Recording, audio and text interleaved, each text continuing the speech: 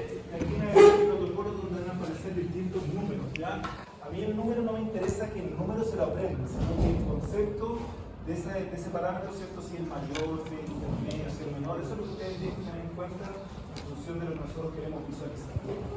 Entonces, primero que nada tenemos que tener en cuenta que en el angio de cerebro lo que nosotros queremos evaluar, como dice su nombre, ¿cierto? Son las arterias cerebrales, que son arterias muy pequeñitas, que tienen una serie de características particulares, que son características anatómicas, ¿cierto? Aparte del tamaño, son vasos que tienden a ser muy tortuosos y que tienden a ser vasos que tienen, la mayoría de ellos, a nivel cerebral, una dirección que es perpendicular al eje cerebral. ¿Sí? Cuando ustedes avancen el polígono de Willis, los vasos van así, ¿sí? Ya respecto al Z que está acá, que es perpendicular. ¿Bien? Entonces, ¿cierto? En alguna forma tenemos que evitar que haya interpolación por ese fenómeno y el pitch, por lo tanto, nosotros tenemos que utilizar para este estudio muy bajo. ¿Bien? Les dije en la clase recién pasada que algunos tiempos de tránsito, les dije que el tiempo de tránsito cerebral que va de 4 a 7 segundos, ¿ya? Se refiere al tiempo que el contraste o la sangre entra por una arteria a la región craneana, ¿sí? Por la carótida y por las vertebrales, y sale luego por vena. ¿Ya? Eso se demora 4 a 7 segundos, súper rápido. ¿Bien? Y uno de los criterios que nosotros tenemos que tener para este estudio cerebral es que no haya contaminación venosa, para la redundancia, de los senos cavernosos. ¿Ya? Porque anatómicamente el seno cavernoso está a los lados, muy adosado al sifón carotídeo. ¿Ya? Y por lo tanto en la segmentación, después de la reconstrucción, si ambos están con contraste es muy complejo. ¿Ya? Entonces tenemos que evitar que haya contaminación a ese nivel. Dijimos que el pitch que estamos utilizando es un pitch bajo. Y por lo tanto estamos haciendo que el estudio sea más rápido o más lento. Si el pitch es muy bajo. Más lento, ¿cierto? O sea, estamos yendo en contra de lo que está acá, que es muy rápido. O sea, lo estamos haciendo lento, para que no haya interpolación. La cobertura de la matriz de detectores y el equipo de delante de 6 canales, ¿cierto? Vamos a tener mucho Z, estamos hablando de un mapa cerebral, ¿sí? Vamos a tener artefacto combi. Por lo tanto, también deberíamos utilizar una matriz más central para evitar ese artefacto. El artefacto combi, ¿cierto? Molino de viento a nivel cerebral, ¿cierto? ¿Ya? Por lo tanto, ¿cierto? Para evitar eso, matriz central cuando el equipo más de 6 canales y por lo tanto también estamos haciendo que el estudio sea más lento. ¿Sí? El único parámetro que nos va a permitir, por lo tanto, de adquisición para hacer el estudio más rápido va a ser el tiempo de rotación del tubo. El único de alguna forma va a compensar, pero va a hacer que el estudio igual sea lento. Entonces, si el tiempo es este, claramente vamos a tener contaminación venosa. ¿Ya? La pregunta es dónde la contaminación venosa nos va a generar menos conflicto. ¿Ya? Eso implica entonces que un angiocerebro, como sale aquí en la lámina, lo tenemos que hacer caudocraneal, es decir, siguiendo el flujo de la sangre arterial, ¿ya? De abajo hacia arriba. ¿Por qué? Porque si nosotros tenemos, como podemos ver la imagen, el sifón carotídeo que está cercano a la base del cráneo y los senos cavernosos, por lo tanto, que están al lado, si nosotros partimos de abajo para arriba, todavía no va a haber esa contaminación venosa, porque van a haber pasado unos pocos segundos. A medida que avancemos con la camilla, como el estudio es lento, porque el pitch es bajo, sí va a haber contaminación venosa. ¿Pero dónde? Si lo estamos haciendo abajo para arriba. La contaminación venosa va a ser probablemente el seno longitudinal superior, algo seno transverso, que está mucho más arriba y nos va a afectar la segmentación de los vasos arteriales que están a nivel de base. ¿Ya? Entonces, esa es una característica por qué el estudio lo tenemos que hacer caudocraneal. Dijimos que el estudio es de vasos pequeños, por lo tanto ya lo vimos en la clase anterior, el flujo inyectable tiene que ser un flujo elevado, ¿cierto? Ojalá 5 ml por segundo. Y el delay, si que vamos a ver delay teórico, dijimos también que va entre 14 y 16 segundos. ¿Okay? Bien, entonces los parámetros que aparecen acá en esta tabla básicamente son estos son recortes. Sí. Profe, en ese sentido, estos tiempos y la precaución de 16 segundos es pensando que lo que queremos probar es solo hay. Solo arterias, claro, Solo arterias. solo arterias. ¿Ya?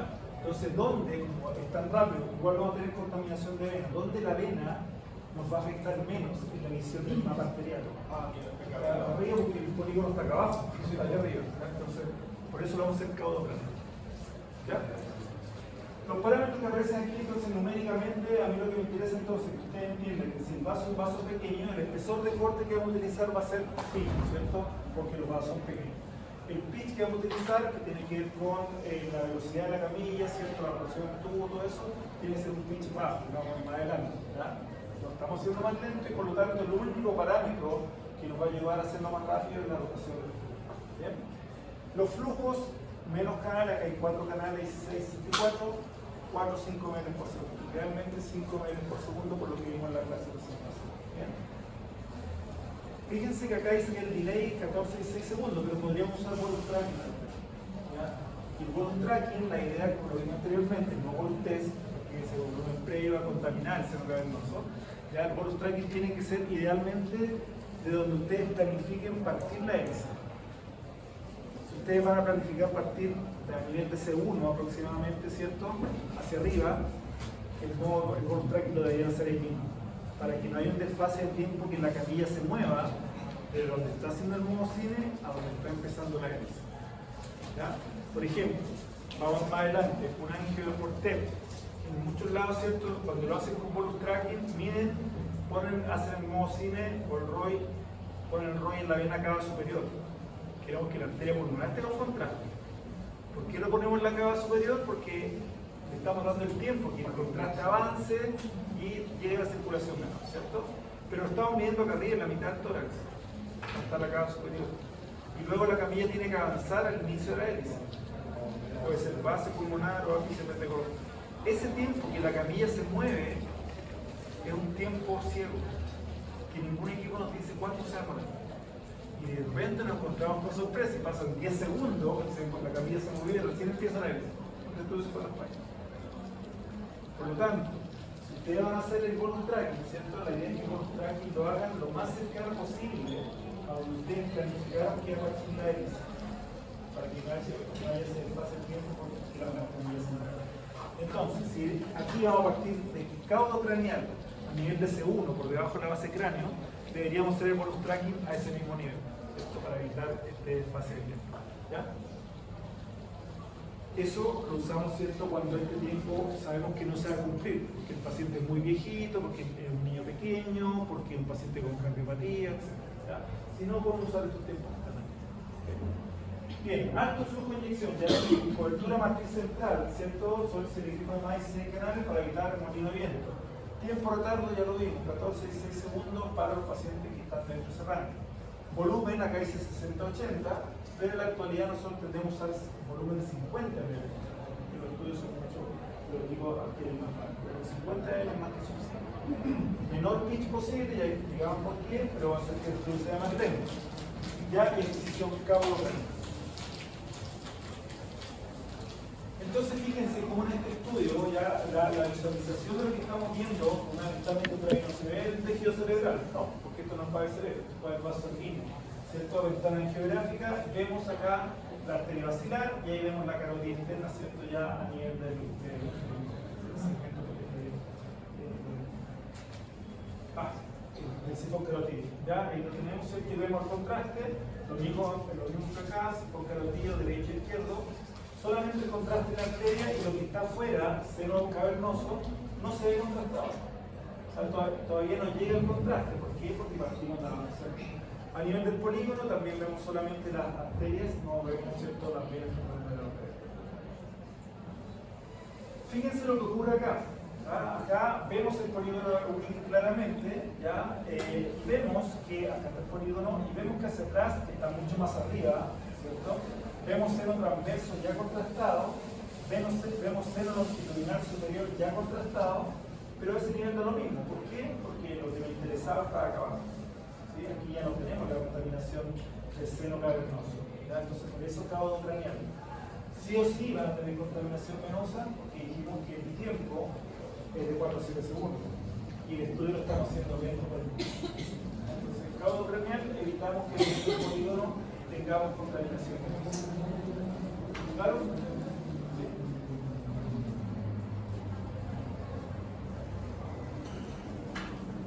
¿Qué va a ser?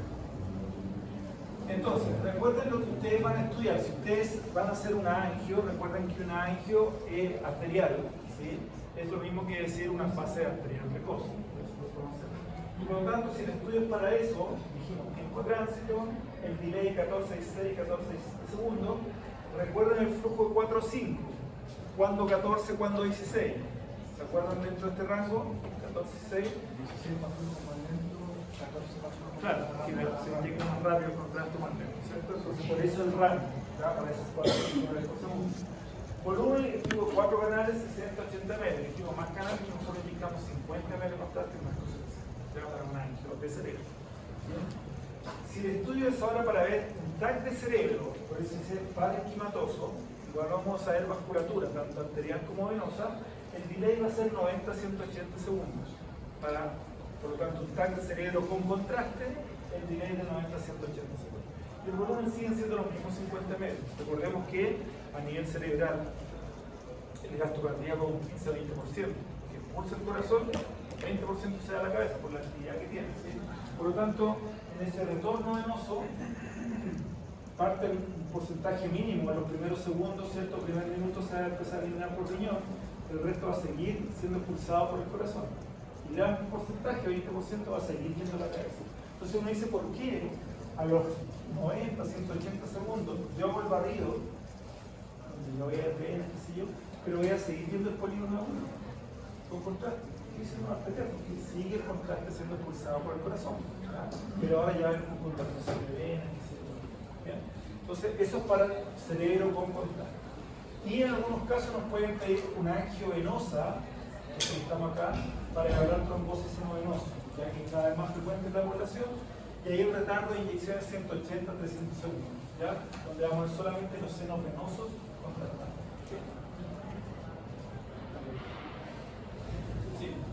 en el contexto de que perder un segundo, ganar un segundo puede estar en el resultado de esa decisión. ¿Por qué cuando te hablan de 4 a 7 a la hora de hacer el tiempo de tránsito para eso se parte de 5 a 7? ¿Cuál es la diferencia de un segundo? O sea, ese es el rango fisiológico normal del MFT que se llama tiempo medio de tránsito cerebral, es de 4 a 5 segundos. Eso es el rango normal. A veces puede ser un poquito más lento, más rápido, depende de condiciones particulares del paciente, normales. Cuando ese tiempo de tránsito se altera de ser dentro de ese rango, uno dice, aquí hay una patología vascular que lo vamos a ver. Sí, esa es la pregunta. Por ejemplo, aquí me ponen el 4 a 7 y ahí yo digo a veces como tiempo de tránsito 5 a 7. Sí, o sea, va entre 4 y 7 en realidad, 4 y 5. No va más adelante, quizás debería ir 4 y 7. Bien, esos son estudios cerebrales, entonces, o una angio arterial, que es lo que estamos viendo ahora en particular, para toda la patología que puede estar a este nivel, aneurismas, malformación arteriovenosa, estenosis, etcétera, ¿cierto? No va a poder hacer en esta fase. Todas las fases posteriores del TAC cerebro, que lo vamos a ver en una clase siguiente, la otra semana, ¿cierto? Ya vamos a ver patología cerebral que requiere el uso completo, pero en fase 90-180. ¿Ya? Y este solamente para evaluar trombosis de seno venoso. ¿Ya? Vamos a ver después algunos signos presentes de la trombosis venosa. Bien, el protocolo de angio, que recién se movía, no se mueve, pero lo mismo en el video acá, ¿cierto? El estudio, si ustedes se fijan, tiene algunas semejanzas y algunas diferencias con el visto anteriormente. Las semejanzas tienen que ver que siguen siendo vasos pequeños. ¿Bien? Pero la diferencia puede ser que la mayoría de estos vasos son más paralelos al centro. Por lo tanto, y el rango o el largo del estudio es mayor, porque un estudio de cuello va desde el polígono de Willis hasta el arcoro. ¿Ya? Porque lo que queremos ver acá es la circulación que va hacia la cabeza. ¿Ya? Circulación anterior, carotidio, circulación carotidia, aporta 2/3 de la sangre que va a la cabeza, circulación vertebral o vertebrovascular que aporta el otro tercio. ¿Ya? Entonces son todas esas arterias que nosotros queremos ver, carotidia y vertebral. ¿Bien? Entonces estas tienden a ser más paralelas al Z y por lo tanto nosotros podemos quizás, con un largo estudio mayor, podemos aumentar un poco el pitch, ¿ya? Para que no haya tanta contaminación venosa. Puede ser un pitch intermedio, ¿ya? no les doy el número porque, insisto, el número no es lo que me interesa el concepto, ¿cierto? Pitch bajo, intermedio, alto. Usamos un pitch intermedio. ¿Ya? El rango de estudio, como decía, el polígono de Williams, está arco óptico, y la dirección del estudio, ahí es donde hay algunas diferencias entre un centro u otro. ¿Se acuerdan que recién dijimos que para el angiocerebro nosotros lo hacemos un estudio caudocraneal siguiendo la sangre, ¿cierto? En el fondo para evitar contaminación de seno cavernoso. Perfecto. Pero este estudio nosotros, y ustedes van a ver que hay distintas modalidades de adquirir los distintos centros. En algunos lados lo hacen cráneo caudal, en otros lados lo hacen caudocraneal. ¿Ya? Ambas son correctas, pero ustedes tienen que tener claras las diferencias de eso. Si ustedes lo hacen caudocraneal, de abajo hacia arriba, ¿cierto? Partiendo por debajo del arco órtico hacia arriba, ¿qué es lo que va a ocurrir? La lógica nos dice, o lo lógico de eso, que nosotros vamos siguiendo con el contraste el flujo de la arteria. ¿Sí? Pero, como vamos a partir de acá hacia arriba, cuando nosotros vayamos a este nivel, todavía no están inyectando contraste. Pueden ser la regla del 75%, 50%, o sea, deberían inyectar contraste hasta por acá o hasta por acá, regla del 55%. Por lo tanto, cuando pasen por acá, todavía no están inyectando contraste, y esta zona, por lo tanto, les podría quedar con artefacto contraste puro. ¿Sí? No, pues si yo le pasé suero, sí, pero el suero va a pasar cuando ustedes vayan por acá, más o menos por el barrio. ¿Sí? Entonces, puede generarse conflicto. Si yo hago el estudio de abajo hacia arriba o de arriba para abajo, con el largo es el mismo, el tiempo que se va a demorar va a ser el mismo. Para arriba va a ser 12, estoy inventando, para abajo va a ser los mismos 12. Pero la diferencia va a ser que se va a contaminar venoso. Si yo lo hago de abajo hacia arriba, ¿cierto? Lo hago caudocraneal, acá a este nivel, como son cortes en un tiempo más precoz, todavía no van a haber venas contaminadas. Pero a medida que subo, se van a ir contaminando las venas, porque dijimos tiempo súper rápido. ¿Ya? ¿Y qué va a pasar acá arriba? Cuando lleguemos acá arriba, vamos a ver seno cavernoso contaminado. Vamos a ver la carótida con la carótida interna, ¿cierto? Ya a nivel del cuello, a nivel del C1, y la vena yugular muy juntas una con otra.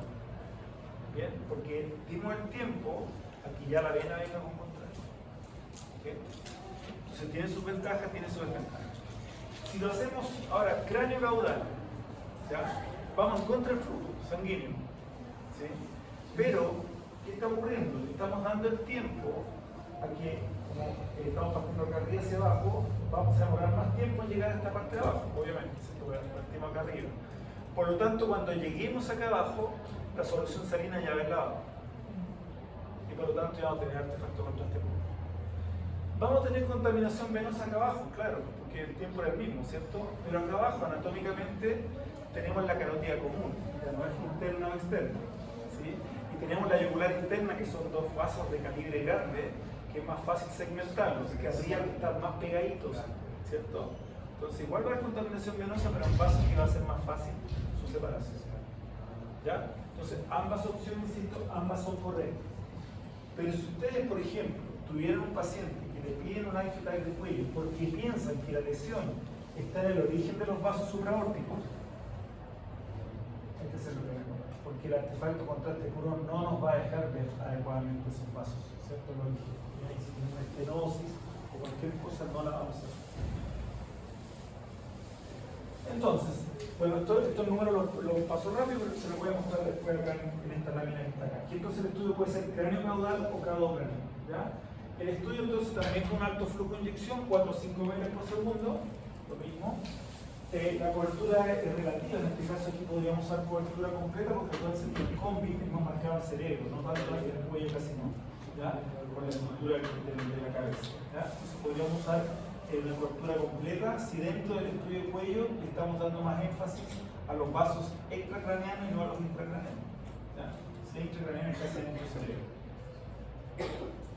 El tiempo de retardo para el bolus tracking aquí también para este estudio tiene que ser, si van a usar no tiempo teórico, sino que una herramienta, no pueden usar el bolus test, pueden usar el bolus tracking, ¿ya? Y esto se mide a nivel de carótida interna según uno termina. Si el estudio lo vamos a hacer cráneo caudal, ¿ya? Ojo con eso. Dijimos que el bolus tracking tenemos que ponerlo lo más cerca posible al inicio de la hélice. Si el estudio lo estamos haciendo cráneo caudal, por eso vamos a ir a ese nivel, acá arriba, ¿ya? Pero si lo van a hacer de la otra forma, no. ¿Ya? Porque me pasó alguna vez, algún estudiante me dijo, profesor, lo hice de tal forma como lo digo, y me quedó como un foro largo. Dije, a ver, ¿cómo lo hice? Veamos, ya. Ya lo hice cráneo caudal, programé hacer estudio cráneo caudal, y lo hice con bonus tracking para asegurarme. Ok, ¿dónde puso el bonus tracking? En el arco aórtico. O sea, lo midió acá abajo y empezó acá arriba. Por lo tanto, cuando el contraste llegó al nivel de UH, llegó acá donde yo quería, le dije, cierto, ya, pasemos cine a modo helicoidal, pero la camilla se va a mover acá arriba para empezar la hélice. Y ese tiempo, recuerden que es un tiempo ciego, no sabemos cuánto se demora. Mientras más sea la distancia, más se demora. Entonces, claro, empezó acá arriba y el contraste se había pasado hacia abajo, ¿ya? Porque midió acá abajo. Entonces, si ustedes miden el arco aórtico, es porque el estudio lo están haciendo caudo cráneo. Ahí es correcto, pero si lo hacen al revés, no, porque en el fondo no coinciden las distancias, ¿ya? Entonces, eso que aparece ahí es para pensar en haciendo el estudio cráneo caudal. Volumen de contraste un poco mayor y claramente seguido solución salina. ¿Ya? El ancho cerebro ustedes usarían, en el caso que vimos anteriormente, solución salina. En el caso solamente de ancho cerebro, ¿cierto? También, o sea, pueden que la solución salina no era solamente para evitar el artefacto contraste puro, sino que homogeneidad de paso, mayor opacificación, etc. Entonces aquí también sirve para, en este caso, el cuello, para evitar el artefacto contraste puro y la subclavia. Pitch, aquí sí podemos usar un pitch intermedio, vamos a hacer más rápido, los vasos son más paralelos al XZ, por lo tanto la interpolación es más alto. Y parámetros de resolución isotrópica, eso se refiere básicamente a trabajar con cortes muy finitos para que mi voxel sea isotrópico. ¿Cierto? Voxel isotrópico. Adquisición cráneo caudal o caudo craneal. Ambas son correctas, pero va a depender de qué es lo que ustedes quieren evaluar. Si el estudio, insisto, es patología en el origen de los vasos supraórticos, el estudio tiene que ser cráneo caudal.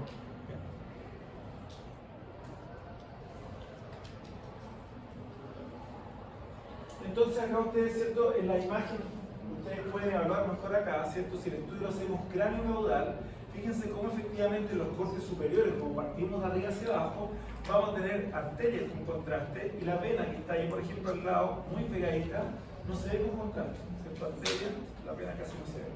A medida que yo empiezo a bajar los cortes, claramente ya va a haber algo de contaminación venosa, pero en vasos que son de mayor calibre y es más fácil hacer la segmentación. Y a medida que sigo bajando, como pasa más tiempo, ya no va a tener artefacto contraste puro, porque la solución salina es la O. Entonces tiene sus ventajas también hacerlo en este sentido, cráneo caudal y angio.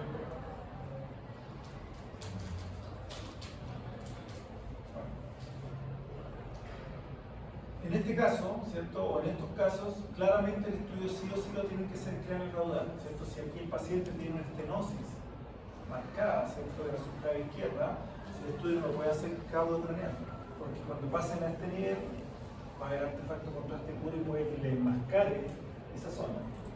En la valoración de patología de vasos supernumerarios o anatomía, ¿cierto? De variante anatómica, como vemos acá, todas estas ramas adicionales que están haciendo el arco aórtico, también el foco es a este nivel, por lo tanto el estudio tenemos que hacerlo cráneo caudal. Bien, pregunta de angio cerebro de cuello. Ya, los parámetros, insisto, nuevamente, vasos pequeños, por lo tanto, flujo de inyección alto. ¿Cierto? Sigue lo mismo, solución salina, inyectada a la misma velocidad.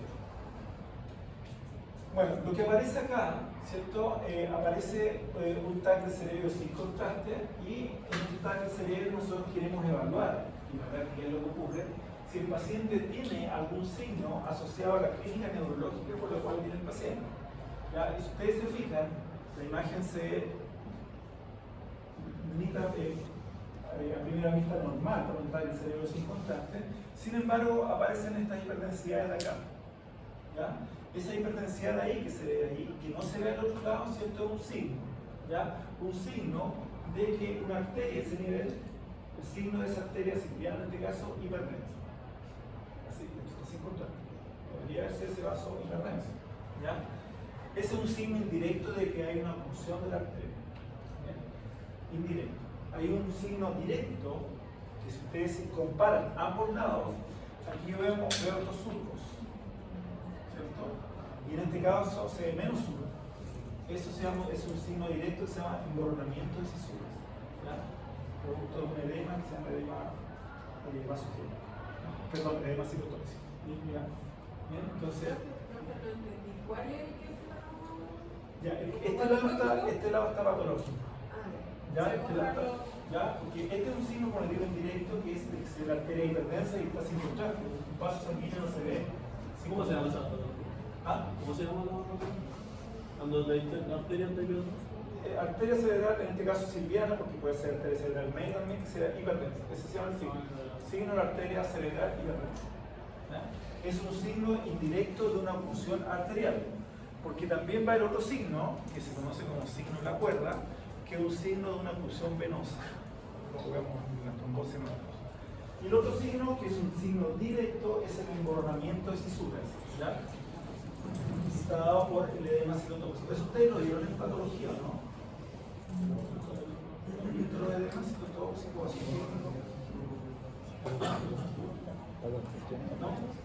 No recuerdo. Recuerdo el edema vasogénico y el edema citotóxico. Ah, pero no la sensación radiológica de... Ya. El edema citotóxico es un edema intracelular. ¿Ya? O sea, entra agua a la célula y queda acumulada en la célula. ¿Por qué? Porque producto de que hay una oclusión de una arteria, está llegando menos sangre. Como llega menos sangre, hay menos oxígeno. Si llega menos oxígeno, produce una alteración de la membrana celular. Y por lo tanto, lo que normalmente ocurre es que entra sodio, sale potasio, ¿cierto? ¿Sí? En este caso va a entrar sodio, pero no va a salir potasio, porque la membrana se va a alterar por la liberación de oxígeno. ¿Ya? ¿Qué va a ocurrir con eso? Si entra sodio y no sale potasio, se empieza a acumular iones, ya positivos, cationes, y por lo tanto tiene que entrar agua para compensar. Esa entrada de agua es el edema citotóxico, que ocurre producto de la deprivación de oxígeno. ¿Ya? Por lo tanto, es característico de una CBI isquémica. ¿Sí? Luego de eso, lo que ocurre es que esta alteración de la membrana va a generar posteriormente la entrada del agua. Si sigue disminuyendo la cantidad de oxígeno que llega, se lo está ahogando porque no tiene oxígeno, va a entrar calcio. El calcio también en el buffer, ¿cierto? Entra calcio, sale normalmente. Aquí va a ocurrir, va a entrar calcio, como la membrana está alterada, el calcio se empieza a acumular dentro de la célula y por lo tanto va a activar ciertas enzimas lisosomales que van a destruir la membrana nuclear y la membrana celular, por lo tanto la célula se destruye. Y esa agua, por lo tanto, que estaba como edema citotóxico intracelular, va a quedar en el extracelular, porque la célula se reventó, ¿cierto? Y eso se llama edema intersticial. ¿Ya? En una etapa inicial, porque si ocurre edema intersticial, o sea, la célula se murió, porque se rompió la membrana y el agua quedó libre, el tejido ya se murió. Ya no hay nada que hacer, por lo tanto, eso es un infarto cerebral y no hay nada que hacer. A nosotros lo que nos interesa es tratar de evaluar cuando el tejido, ¿cierto?, está en una isquemia, disminución de flujo, y todavía el tejido en penumbra. Ese término no lo han escuchado, ¿no? Penumbra isquémica. Penumbra isquémica. O sea, tejido que está con daño, pero que es potencialmente recuperable, es irreversible, ¿cierto? Entonces, eso es lo que nosotros tenemos que tratar de evaluar, si con imágenes, si hay efectivamente todavía zona penumbra. Por lo tanto, el paciente se puede tratar, o sea, se puede retirar ese tejido. Entonces, aquí estos son signos directos y ¿por qué el emborronamiento de cisuras? ¿Ya? En el edema citotóxico. ¿Ya? Porque si tenemos normalmente la corteza cerebral, ¿cierto? Que es donde, y los núcleos basales, donde tenemos mayor cantidad de sustancia gris, mayor actividad celular, mayor consumo de oxígeno de glucosa. Si en una de esas zonas no llega oxígeno y empieza a ocurrir todo este evento, se va a empezar a acumular, dijimos, agua dentro de la célula. ¿Sí? O sea, donde hay sustancia gris. Lo que nosotros vemos normalmente, estas zonas de acá de menor tonalidad, corresponde al líquido cefalorraquídeo, presenta el espacio subaracnoideo, el pelo sur. ¿Sí? Agua, líquido cefalorraquídeo. Ahora, si tenemos acumulación de agua dentro de la célula, porque hay edema citotóxico, se va a hacer todo homogéneo. ¿Y por qué se borra la cisura? Porque tengo agua dentro de la célula, entonces se hace una densidad todo. Eso se llama emborronamiento de cisura. O sea, hay acumulación de agua dentro de la célula de edema citotóxico, que es indicativo claramente que hay una isquemia, ¿cierto? Una falta de oxígeno. Esos son los signos, directo e indirecto. Ahora, no siempre se ven, porque esto es muy poco perceptible, ¿cierto? Así que puede pasar de largo eso. Ya vemos ahí la segunda imagen, ¿cierto? En el paciente que efectivamente no se trató, pasaron las horas, siguió ocurriendo esta cascada de eventos que llegó finalmente a que la célula se rompiera y el edema, o el líquido que está dentro de la célula, se liberó, edema intersticial. Y por lo tanto, esta zona que se ve claramente marcada aquí en el cerebro es la zona ya infartada. Y ahí no hay nada que hacer. ¿Ya? Entonces, esto, recuerden que la cantidad de accidentes cerebrovasculares en el mundo es súper alta. En Chile ocurre un accidente vascular cada 6 horas, como 8 horas. ¿Ya? Eso ocurre en Chile. ¿Ya? Y de esos pacientes, un tercio se muere. El otro tercio queda vivo, y el otro tercio queda vivo, pero con secuelas complejas, ¿cierto? Y por lo tanto, esto hay que tratarlo. Esto ya no nos sirve. Este paciente ya quedó con las secuelas para la vida. ¿Ya? Por lo tanto, esto es lo que hay que tratar de ver en la presentación. Entonces, en tomografía en particular existe una técnica, que es una técnica entre comillas geográfica, que se conoce como perfusión en tomografía computada. ¿Ya? Por lo tanto, lo que vamos a evaluar acá es básicamente, como su nombre, la perfusión. Vamos a evaluar actividades. ¿Ya? Y vamos a evaluar 3 parámetros particulares que tienen que ver con la actividad cerebral. Y que algo es lo que les estaba diciendo recién. ¿Qué pasa si empieza a disminuir la cantidad de oxígeno por unidad de tiempo que llega al tejido cerebral? Se empieza a alterar la membrana, ¿cierto? Pasa entra el potasio, no sale el sodio, puede arrastrar agua, etc. ¿Cierto? Producto que está llegando menos oxígeno. Entonces, esto está relacionado al flujo sanguíneo cerebral. ¿Ok? Entonces, con la perfusión nosotros evaluamos el flujo sanguíneo, evaluamos el volumen sanguíneo y evaluamos el MTT o tiempo medio de tránsito, que es el que hablábamos recién. Si fuera el tiempo medio de tránsito, 4 a 7 segundos. Entonces, esa es la perfusión cerebral.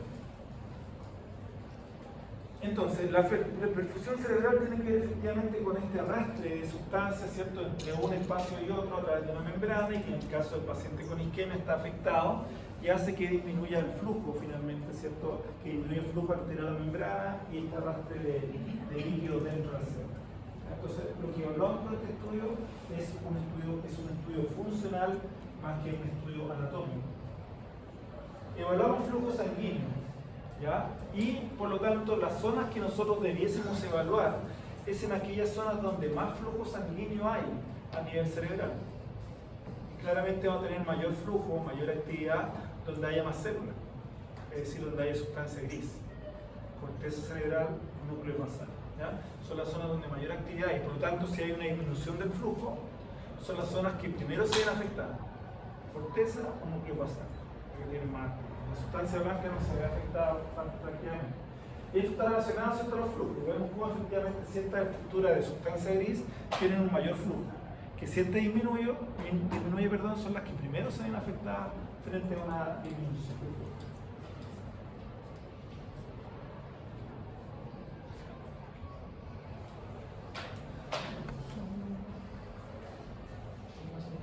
Bien, el flujo sanguíneo entonces, ¿cierto?, se mantiene, y esto es súper relevante, lo vamos a ver después en la clase primera también, sí, con la presión arterial encefálica, la viscosidad sanguínea y la constricción y dilatación de la arteria cerebral. Y eso es lo que determina, entre otras cosas, lo que ustedes también deben conocer, visto en patología, la ley de Monro-Kelly.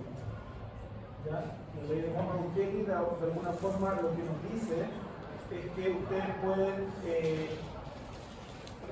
regular la presión intracraniana, ¿ya?, a través de distribución de volúmenes o de masa encefálica, volúmenes sanguíneos arteriales, venosos o de líquido cefalopático. Entonces, si ustedes, por ejemplo, tienen una masa a nivel cerebral, ¿bien?, o en este caso un edema que está ocupando un espacio también, ¿sí?, eso aumenta la presión intracraniana. Y si aumenta la presión intracraniana, ¿cierto?, aumenta mucho, el paciente se nos va a descompensar y se nos puede morir, ¿cierto? Puede tener compromiso de conciencia, etc. Por lo tanto, la ley de Monro-Kelly lo que dice es que frente a un aumento de presión intracraniana, el cráneo, a menos que sea un niño recién nacido, no puede expandirse, porque tenemos el hueso, ¿cierto? Y ya está cerrada la sutura, qué sé yo. Por lo tanto, el aumento de presión intracraneal no genera aumento de volumen hacia los lados, porque no se expande. Entonces, lo que hace la ley de Monroe-Kelly es tratar de sacar líquido, lo saca hacia la médula, no sé, el líquido cefalorraquídeo o la sangre venosa o arterial, para tratar de descomprimir. O genera un desplazamiento de la masa encefálica, generando desviación de la línea media. Eso es la ley de Monroe-Kelly, para compensar el aumento de presión intracraneal. Cuando ya el aumento de presión intracraneal es muy elevado y la ley de Monroe-Kelly ya no es capaz de compensar, ¿sí? El paciente ya se nos descompensa, cae en coma y se muere. Por lo tanto, la única opción en ese caso es hacer una craneotomía descompresiva frente al aumento de presión. Bueno, entonces eso de alguna forma permite regular este flujo sanguíneo. ¿Ya? Y estos parámetros, ¿cierto?, son los que entonces nosotros vamos a medir efectivamente con esta técnica de perfusión cerebral. Flujo sanguíneo cerebral, ahí están los rangos de normalidad, 55 a 100 mililitros por 100 gramos de tejido por minuto. Rango normal de volumen sanguíneo, 2 a 3 ml por 100 gramos de tejido, y el tiempo medio de tránsito menor a 6 segundos. ¿Ya? Eso es lo normal. ¿Cómo interpretan ustedes si un MTT, un tiempo medio de tránsito, fuera mayor a esos 6 segundos? ¿Qué nos podría estar indicando que un MTT sea mayor a 6 segundos? ¿Hay qué? Hay una oclusión, ¿sí? Lo que está indicando, ¿cierto?, es que efectivamente el tiempo que circula sangre, que entra por arteria y sale de vena, se demora más. ¿Por qué? Como dicen ustedes, porque puede haber una oclusión, puede haber una estenosis, puede haber un aneurisma, puede haber un vasospasmo, puede haber una malformación arteriovenosa. O sea, puede ser muchas situaciones que llevan a que el MTT aumente. Pero todas esas situaciones son indicativas de que hay una patología vascular. MTT elevado indicativo de patología vascular, no de cual, pero sí que hay patología vascular. ¿Okay? Entonces, eso es dentro del mapa que vamos más adelante que se mide. El primer parámetro que se mide es efectivamente el MTT. Si está elevado, seguimos estudiando, porque hay una patología vascular. Si no está aumentado, descartamos patología vascular y por lo tanto no se estudia con perfusión. ¿Ya? Lo primero que se estudia. Entonces, lo que nosotros tenemos de este estudio de perfusión, como decía, datos fisiológicos, es esto. Estos son los mapas de perfusión. ¿Ya? Si ustedes se fijan, anatómicamente no nos muestran mucho, nos muestran un mapa de colores nada más, ¿cierto? Donde nosotros vemos flujo, volumen y MTT. ¿Bien? Lo que nosotros queremos ver en estas imágenes de colores es si existe simetría o asimetría en una misma región, acá por ejemplo, respecto al espejo en el otro hemisferio, ¿ya? Visualmente. Si vemos que hay una simetría, nosotros ponemos un ROI para cuantificar dónde está esa cosa extraña, y el programa en forma automática me pone en espejo un ROI en la misma zona en el hemisferio contrario. Y ahí podemos comparar, ¿cierto?, qué está pasando respecto a esos mapas, ¿ya? Cuantitativamente. Lo que nos interesa con el mapa no es el infarto.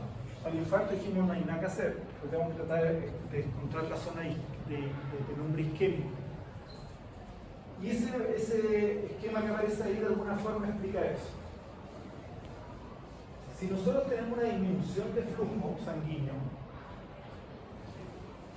lo que va a hacer el cuerpo inicialmente como respuesta fisiológica, como aquí en el principio de volumen central, es tratar de compensar aumentando volumen con esta red capilar que tenemos. Arteria, vena, red capilar. Entonces aumenta el volumen en la red capilar para tratar de compensar la disminución de flujo.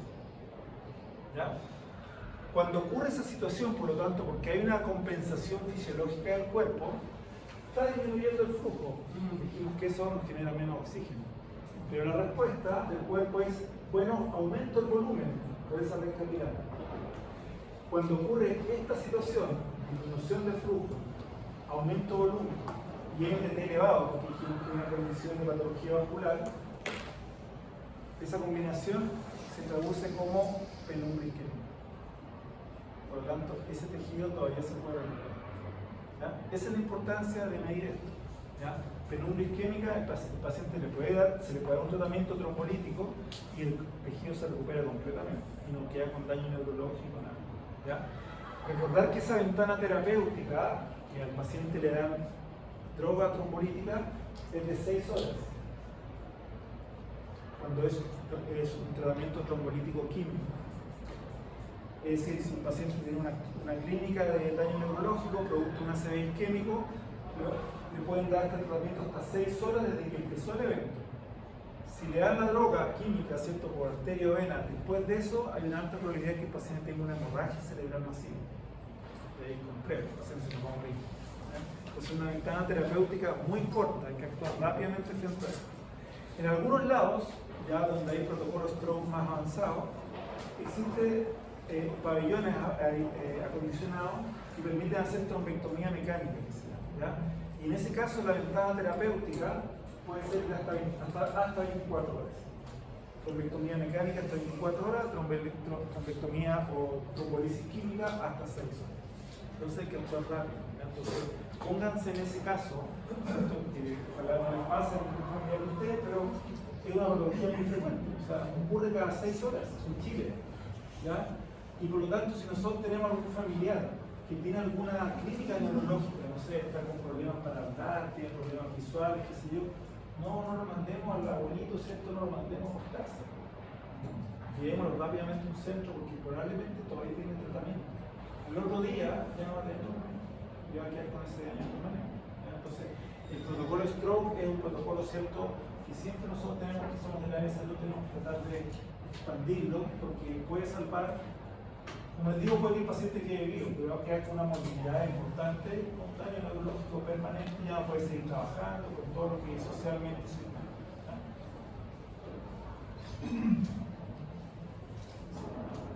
La perfusión, yo imagino que se hace una vez y uno de los tiene más o menos una idea de lo que está pasando, ¿cierto? ¿Qué amerita volver a reevaluar el volumen y MTT en otro examen en un espacio de corto tiempo? ¿O no amerita? O sea, si el espacio de corto tiempo tiene que ver con el tratamiento. Yo tengo 6 horas de tratamiento químico. Si yo le hago el estudio posterior a eso, o tengo el diagnóstico posterior a eso, ya no le puedo hacer tratamiento político porque el tejido se está infartando. O sea, aquí el tiempo es fundamental para tratar de proteger o de recuperar tejido nervioso dañado. Entonces, este procedimiento que estamos viendo en estos mapas de colores, ustedes en ese mapa de colores no pueden estar así haciendo un postproceso y demorándose media hora o 1 hora. Esto es en 2 minutos. Es muy rápido porque tenemos que tener una respuesta ahora ya para decir si está todavía en penumbra o no. Si ya no está en penumbra, no le van a hacer tratamiento trombólítico. Si está en penumbra, eso es lo que nosotros estamos indicando. Esa es la importancia. ¿Ya? Bien, entonces dijimos, el infarto nada que hacer, lo que a nosotros nos interesa es esto, la penumbra isquémica, ¿sí? Y la penumbra isquémica fisiológicamente dijimos se explica con lo de allá. Aumento de MTT, disminución de flujo y y volumen aumentado o normal para un paciente que tiene flujo disminuido. Pasado. Solamente para terminar esto, ¿cómo hacemos esto? Ya después vamos a hacer algo de una interpretación. El estudio, ¿cierto?, se hace en modo cine. ¿Ya? Se hace en modo cine. Fíjense, nosotros vamos a irradiar siempre esta zona de los ganglios basales. ¿Por qué? Porque dijimos que ahí a nivel de los núcleos basales tenemos mayor perfusión, es un tejido más sensible. Entonces vamos a hacer cortes durante 50 segundos en el mismo punto. ¿Ya? Vamos a inyectar un volumen X de contraste, que es un valor constante, a un flujo constante y un delay que es siempre el mismo para este mapa de colores. ¿Ya? Esta adquisición, como les digo, que es siempre el mismo punto, y uno dice, bueno, ¿qué pasa si la lesión está acá? Está lo mismo porque no es un estudio anatómico, es un estudio de perfusión, por lo tanto, los vasos que entran por acá van a salir por acá también. Así que si la lesión está acá arriba, igual lo vamos a leer acá. ¿Ya? Distinto si queremos hacer una perfusión para un tumor, porque en el tumor agregamos un cuarto parámetro, que es la permeabilidad capilar.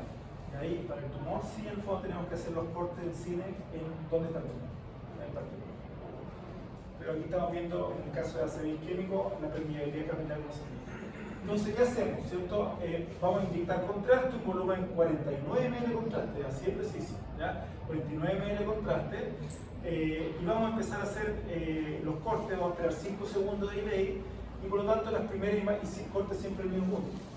¿Qué vamos a ver, por lo tanto? La misma imagen, cómo esa región, de ahí vamos viendo, ¿cierto?, cómo se va llenando contraste, ¿cierto? Primero la parte anterior, después la parte venosa, que van a ser durante 50 segundos. ¿Bien? Lo que vamos a obtener con esto, por lo tanto, es una curva. ¿Ya? Una curva de UH versus tiempo. ¿Qué es lo que nos va a medir la curva? ¿Ya? Para terminar la idea, eso es lo que le estaba hablando recién.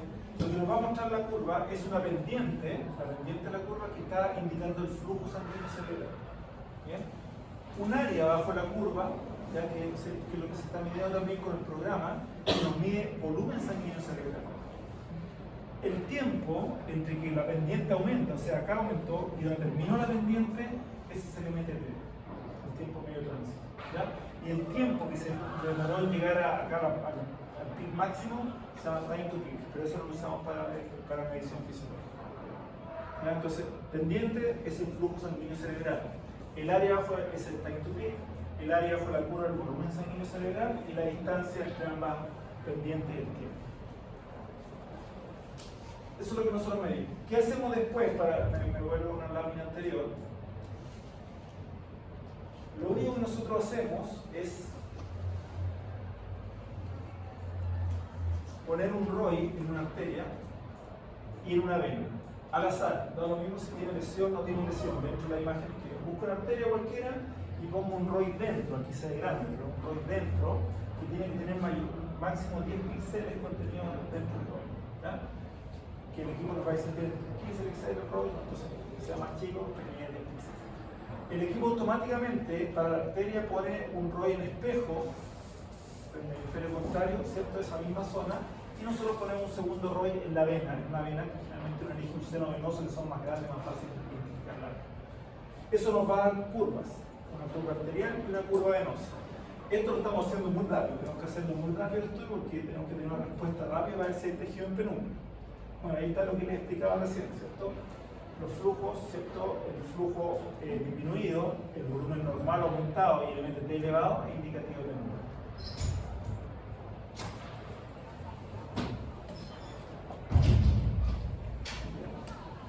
Entonces, lo que nosotros queremos evaluar es si hay hemorragia, la hemorragia suave medida frente a una ACV o la hemorragia isquémica. La hemorragia suave medida se ve claramente sin contraste, digamos sangre, fresca, hipertensa, se ve puntal, el cerebro sin contraste. Eso es una ACV hemorrágica, el 18% de los casos. El otro 82% son isquémicos. Dijimos que al isquémico había algunos signos precoces que a veces se ven, a veces no se ven muy bien. Pero en esos casos, si una ACV isquémico, lo que podemos hacer entonces es una perfusión. ¿Ya? Perfusión y con eso determinamos la penumbra. Y esto es lo que les decía recién, pues esta es la interpretación. ¿Ya? Fíjense, MTT elevado, ¿qué indicaba el MTT elevado? Patología del tipo vascular. Patología vascular, ¿cierto? Acá, ¿cierto? El flujo está disminuyendo, que dijimos en una condición de que está ocurriendo un infarto, que el tejido se puede infartar, está llegando menos oxígeno, pero miren lo que ocurre acá, el volumen sanguíneo está igual, está normal, digamos, o está aumentado. Luego, como compensación fisiológica, luego empieza a disminuir, si el flujo sigue disminuyendo. Por lo tanto, es esa parte de acá, que es la que aparece ahí marcada, ¿cierto? Es lo que corresponde a la penumbra, ¿cierto? Esa es la penumbra. Eso lo podemos cuantificar numéricamente para ver si está dentro de los rangos. Importancia del tiempo de diagnóstico, dijimos 6 horas, ventana política química, 24 horas, trombectomía mecánica. No teníamos más de ese tiempo, el tejido puede ser un fallo. Bueno, y eso los software de perfusión, súper rápido. Recuerden, hacemos estudios 50 segundos, elegimos una imagen donde veamos una arteria cualquiera con contraste y una vena, ponemos un ROI, vamos a tener dos curvas, una arterial y una venosa. Elegimos la curva arterial donde empieza la curva, la pendiente, y decimos esta, y de la venosa elegimos también el término de la pendiente. Y el resto lo hace automáticamente bien. En eso nos demoramos un minuto. ¿Ya? Es muy rápido. Y con eso podemos tener estos mapas de perfusión para ver si hay o no hay cambio. Ahí están los volúmenes, los flujos, los delays, estos que son constantes, ya son ese cambio. Y el software que les decía, donde medimos arteria, hay una arteria, una vena, ¿cierto? Y obtenemos las curvas, arterial y venosa. Y luego los mapas, automáticamente. En los mapas evaluamos si existen estas condiciones de perfusión alterada. Bien, hasta ahí llegamos, ¿cierto? Perfusión. Ya este es un estudio vascular, es un estudio para ver patología vascular isquémica, pero no es un estudio anatómico, es un estudio para ser funcional. ¿Ya? Está dentro de los estudios angiográficos. Es un estudio angiográfico, pero que no es un estudio litoral. Todas las otras sí son litoral. Ya chicos, estamos entonces. Hasta aquí evaluación. Ya la presentación. Nos falta el resto de